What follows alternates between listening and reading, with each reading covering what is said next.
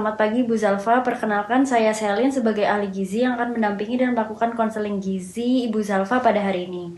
Nah, sebelumnya terima kasih karena Ibu sudah meluangkan waktu untuk datang dan berkonsultasi di sini. Nah, sebelumnya saya boleh panggil Ibu dengan nama apa ya, Bu? Selamat pagi Mbak. Boleh panggil Bu Zalfa? Oke, baik. Untuk Bu Zalfa, sebelum kita mulai, bagaimana keadaan Ibu hari ini? Misal kayak, apakah ada keluhan yang sedang dirasakan atau ada hal yang membuat Ibu Zalfa ini kurang nyaman atau tidak nyaman? Ada sih, akhir-akhir ini tuh tangannya gemeteran. Sama kalau saya tuh ngerasanya jantung saya tuh kayak berdebar-berdebar gitu. Nah itu tuh yang bikin saya khawatir. Oke, untuk Ibu Zalfa, terima kasih sudah menyampaikan keluhannya. Saya mengerti kalau misal kondisi seperti ini tuh bisa membuat Ibu Zalfa merasa tidak nyaman atau bahkan cemas. Nah, di sesi konseling hari ini kita akan membahas beberapa hal yang mungkin dapat membantu memperbaiki kondisi Ibu Zalfa hari ini. Sebelum itu saya ingin menggali informasi lebih lanjut supaya saya bisa memahami kondisi Ibu Zalfa dengan lebih baik. Ya boleh silakan Mbak. Oke, saya melihat dari data pemeriksaan Ibu Zalfa. Di sini usia Ibu 40 tahun dengan tinggi badan 168 dan berat badan 43. Nah, tekanan darah Ibu juga tercatat 160/110. Selain itu, terdapat keluhan tangan sering gemetar, jantung berdebar, nafsu makan baik, tetapi berat badan justru semakin menurun. Nah, saya ingin memastikan kembali apakah data tersebut sesuai dengan kondisi yang Ibu alami. Ya sudah sesuai sih Mbak. Oke, baik. Untuk Ibu Zalfa, saya juga ingin mengetahui sejak kapan kira-kira mulai merasakan perubahan tersebut? Apakah keluhan ini baru muncul dalam beberapa hari terakhir atau sudah cukup lama? Sebenarnya udah lama sih Mbak. Awalnya tuh ngerasanya kayak berat badannya tuh tiba-tiba turun. Tapi kok lama-lama kayak jalan kayak tangannya jadi gemeteran atau jantung juga jadi berdebar-debar. Baik. Untuk Ibu Zalfa saat ini berat badannya mulai turun. Nah, apakah Ibu Zalfa di sini memang sengaja mengurangi makan atau ada melaksanakan diet tertentu? Enggak sih Mbak, saya sih ngerasanya makannya biasa aja ya, bahkan kadang tuh suka banyak sih Mbak. Oke, jadi walaupun asupan makan Ibu banyak, tidak berkurang, bahkan tetap banyak ya, tapi berat badannya turun ya? Iya, itu yang bikin saya bingung sih Mbak. Oke, baik. Ibu Zalfa, untuk informasi seperti ini sangat membantu karena dari pola tersebut kita bisa melihat gambaran kondisi ibu secara lebih jelas. Ibu Zalfa atas informasinya. Informasi seperti ini sangat membantu karena dari pola tersebut kita bisa melihat gambaran kondisi dari Ibu Zalfa sendiri secara lebih jelas. Selain itu, saya juga ingin mengetahui aktivitas Ibu Zalfa sehari-hari nih. Sebagai pegawai pabrik, apa saja aktivitas Ibu? Apakah aktivitas Ibu cukup padat atau gimana ya, Bu? Lumayan sih Mbak, biasanya juga saking padatnya sampai nggak sempat makan. Makan juga biasanya nggak teratur. Oh, oke. Saya paham ya Bu, kerja di pabrik pasti padat ya. Nah, aktivitas pekerjaan kadang memang membuat jadwal makan berubah. Nah, saya ingin menanyakan lebih detail nih mengenai pola makan Ibu. Tujuannya bukan untuk menyalahkan kebiasaan makan, tetapi supaya saya bisa menyesuaikan anjuran dengan kebiasaan sehari-hari Ibu sehingga lebih mudah untuk diterapkan. Ya Mbak, Nah, biasanya Ibu Zalfa di sini sarapan jam berapa dan menu yang dimakan biasanya apa ya? biasanya sih saya makan sekitar jam 6 sampai jam 7 sih. Untuk lauknya biasanya makannya pakai nasi sama telur atau kadang beli di warung juga sih. Oke. Kalau untuk makan siang saat bekerja, bagaimana bagaimana ya Bu? Terus apakah teratur atau terlambat atau nggak makan sama sekali? Kadang sih terlambat ya, kalau sempat aja sih Mbak, soalnya biasanya padat juga kalau siang. Baik. Kalau makan malamnya nih, biasanya makan di rumah atau beli di luar? Biasanya di rumah sih kalau makan malam.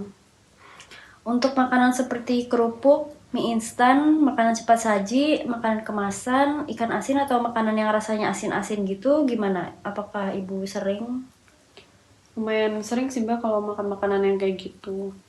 Apalagi saya suka kerupuk. Baik. Eh, saya catat dulu sebentar. Nah, kalau untuk minuman seperti kopi atau teh bagaimana? Wah, kalau kopi sih sering sih ya. Kadang sehari bisa 2 sampai 3 kali sih, Mbak. Baik. Terima kasih sudah menjelaskan dengan lengkap. Informasi Ibu Zalfa di sini disampaikan dengan sangat membantu saya untuk menentukan saran yang sesuai dengan kondisi Ibu di sini. Oke, Mbak. Sekarang saya akan menjelaskan tujuan dari konseling kita hari ini ya Ibu. Tujuan konseling ini yaitu untuk mendiskusikan perubahan pola makan yang mungkin perlu dilakukan. Membahas makanan apa saja yang sebaiknya dikurangi atau dipertahankan, serta membantu Ibu memahami pengaturan makan yang sesuai dengan kondisi kesehatan Ibu saat ini. Nah, nanti kita akan berdiskusi bersama jika apabila ada yang belum jelas atau ada yang ingin ditanyakan. Nah, Ibu Zalfa ini nanti bisa langsung sampaikan ke saya. Oh iya, boleh, Mbak.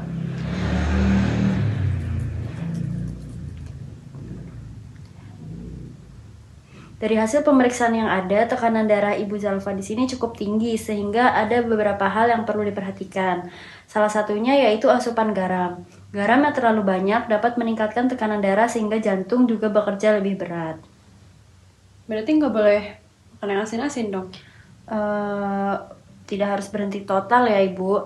Yang perlu dilakukan adalah mengurangi secara bertahap. Karena kalau langsung berhenti biasanya akan terlalu sulit.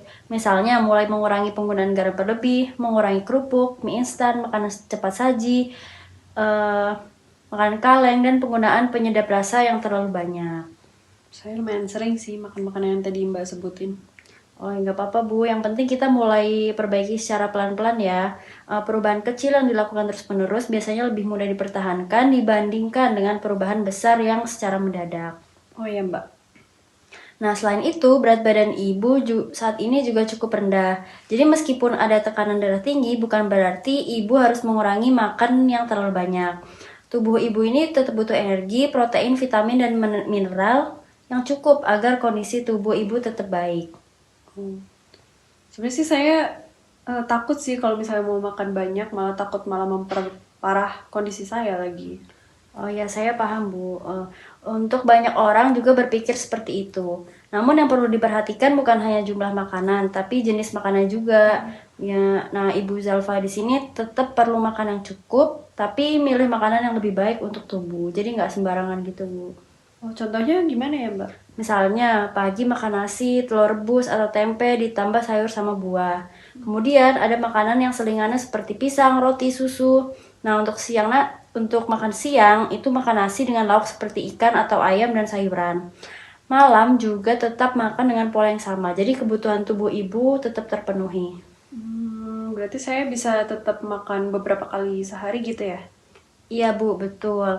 Bahkan saya juga menyarankan makan dalam porsi kecil tapi lebih sering. Misalnya 3 kali makan utama dan 2 sampai 3 kali makanan selingan. Nah, cara ini dapat membantu memenuhi kebutuhan tubuh Ibu Zalfa sendiri. Oh, baik, Mbak.